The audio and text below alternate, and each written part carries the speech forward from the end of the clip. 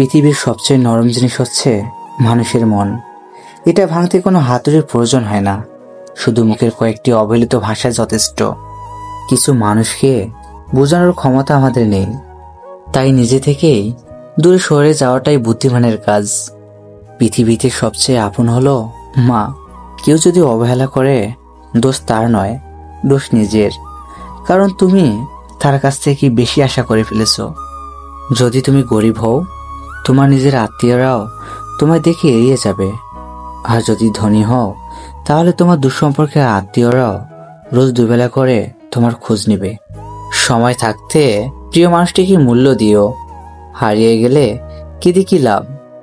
সম্পর্ক টিকিয়ে রাখার ইচ্ছা যদি দুই পাশ থেকে থাকে, তবে কোনো সম্পর্কই ভাঙা সম্ভব নয়। যদি কমে যায় ভালোবাসা আর বেড়ে যায় দূরত্ব, বুঝে নিও প্রয়োজনের বেশি তুমি দিয়েছিলে গুরুত্ব। মায়া জিনিসটাই অদ্ভুত, তাই মায়া ত্যাগ করতে শেখো। দেখবে কষ্ট এমনিতেই কম হয়ে যাবে। যে যত বেশি ভালো ও সরল মনের মানুষ হয়, তাকে তত বেশি কষ্ট সহ্য করতে হয়। আর এটাই দুনিয়ার নিয়তি।